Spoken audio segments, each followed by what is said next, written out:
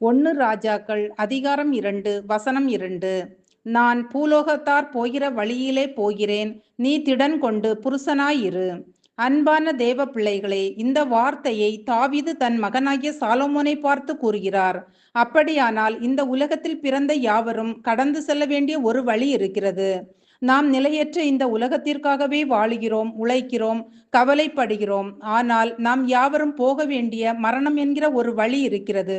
அதை தாண்டி நம்முடைய நித்திய வீட்டிற்கு நாம் போய் சேர வேண்டும் என்ற அறிவோடு வாழ வேண்டும். அன்பானவர்களே, இந்த வழியில் நாம் எப்போது செல்ல போகிறோம் என்பதை ஒருவரும் அறியார்.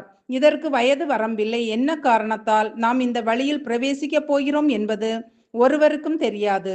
முதுமை, வியாதி, எதிர்பாராத ஆபத்துக்கள், இயற்கையின் சீற்றம் என பல காரணங்களால் மரணம் நம்மை சந்திக்கலாம்.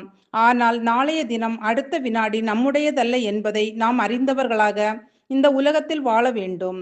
இந்த மரணத்தை ஜெயித்து நித்திய வீட்டை, நித்திய ஜீவனை சுதந்திரிக்க நம்மை நாம் தகுதிப்படுத்த வேண்டும். இந்த பூலோக வாழ்க்கையிலே நம்மை ஆயத்தப்படுத்த வேண்டும். பிரியமானவர்களே, மரணத்தின் வழியாக நாம் போக, நம் நித்திய வீடாகிய பரலோகம் சேர நாம் யாவரும் பாவிகள் என அறிந்து பாவங்களை அறிக்கையிட்டு மனம் திரும்பி அவற்றை விட்டுவிட வேண்டும். மட்டுமல்ல, ஒவ்வொரு நாளும் வேத வசனங்களின்படி அவர் கட்டளைகளுக்கும் கற்பனைகளுக்கும் அப்படியே கீழ்ப்படிந்து பரிசுத்தமாக வாழ வேண்டும். ஜெபிப்போம்.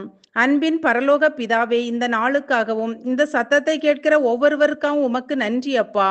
நாங்கள் எங்கள் மரண நேரத்தை அறியாதபடியால் ஒவ்வொரு நிமிஷமும் ரட்சிப்பில் நிலைத்திருக்கவும், இந்த வழியை அறியாத ஆயிரக்கணக்கான மக்களுக்கு இதை அறிவிக்கவும், அவர்களுக்காக ஜெபிக்கவும், பூலோகத்தார் யாவரும் செல்கிற வழியிலே மரணத்தை ஜெயித்து நித்திய வீட்டில் போய் சேர ஆவியானவர் தாமே எங்கள் ஒவ்வொருவருக்கும் உதவி செய்வீராக.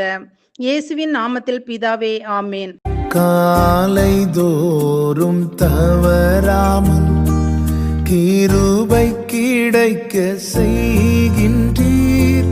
நாள் முழுதும் மறவாமல் நன்மை தொடர செய்கின்றீர். காலை தோறும் தவறாமல் கிருபை கிடைக்க செய்கின்றீர். நாள் முழுதும் மறவாமல் நன்மை தொடர செய்கின்றீர். தடைகளை தகர்ப்பவரே, தயவை காண செய்தீரே. தடைகளை தகர்ப்பவரே, உம் தயவை காண செய்தீரே. தூளில் இருந்து உயர்த்தினீர், தூக்கி என்னை நிறுத்தினீர். துதித்து பாட வைத்தீர். அல்லேலூயா.